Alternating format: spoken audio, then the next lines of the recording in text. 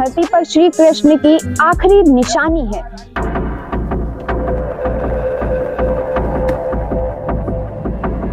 चलिए मिलाते हैं आपको धरती पर स्वर्ग की उस अनोखी चीज। देवराज इंद्र ने इस पेड़ को श्राप दे दिया कि इसके फूल दिन में कभी नहीं खिलेंगे। पारिजात वृक्ष विश्व में इकलौता है।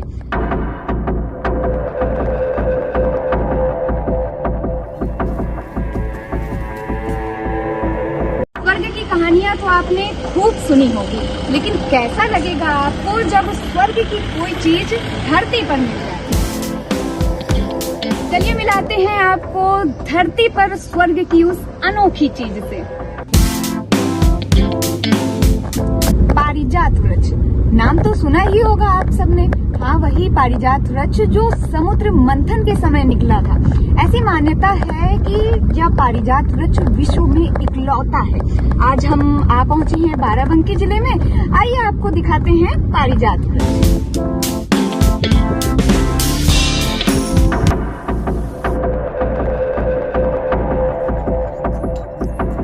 स्वर्ग से उतरी अप्सराओं की कहानी तो आपने जरूर सुनी होगी, लेकिन क्या आपने स्वर्ग के पेड़ के बारे में सुना है?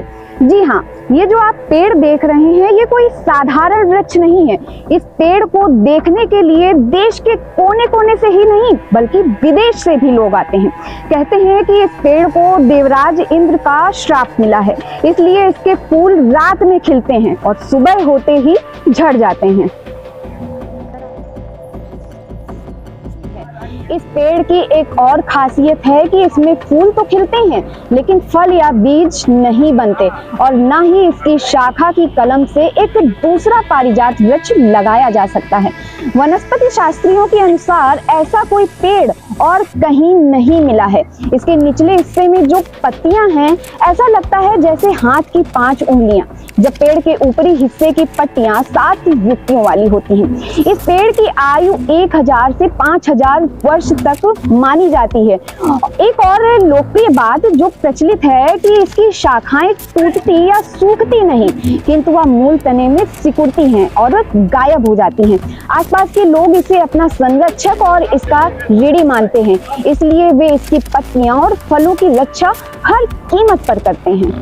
अगर आप वास्तव में स्वर्ग की किसी चीज को देखना चाहते हैं तो उत्तर प्रदेश के बाराबंकी जिले में आ जाइए। यहाँ आपको किंतूर गांव में देखने को मिलेगा स्वर्ग से उतरा पारिजात पेड़।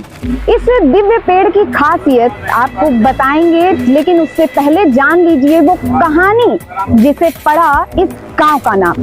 बाराबंकी जिले से करीब 38 किलोमीटर दूर किंतूर नाम का ये गांव महाभारत काल में बना था और इसका नाम पांडवों की माता कुंती के नाम पर रखा गया था।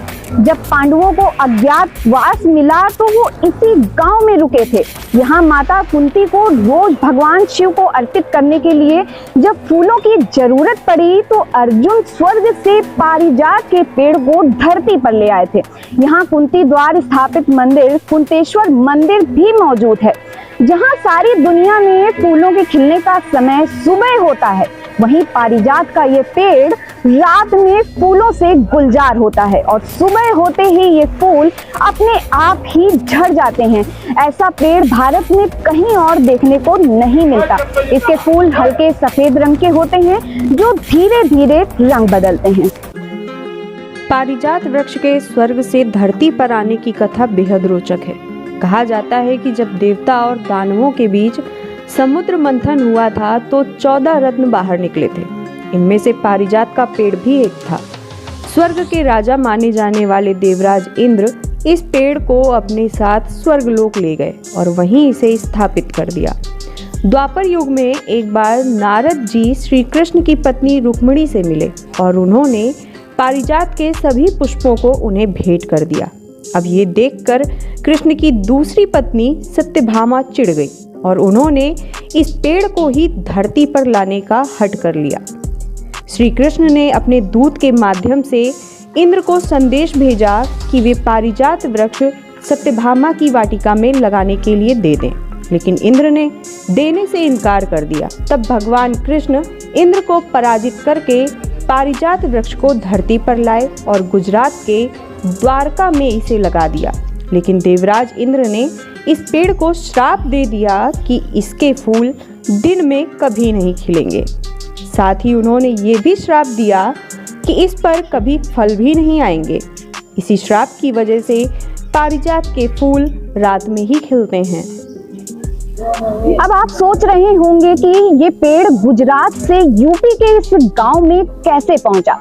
दरअसल जिस पेड़ को श्री कृष्ण ने गुजरात के द्वारका में स्थापित किया था, उसे पांडु पुत्र अर्जुन किंतूर ले आए। हुआ कुछ यूं कि कुंती ने अपने पुत्र अर्जुन से शिव पूजन के दौरान शिव जी पर पारिजात के पुष्प अर्पित करने की इच्छा जाहिर की।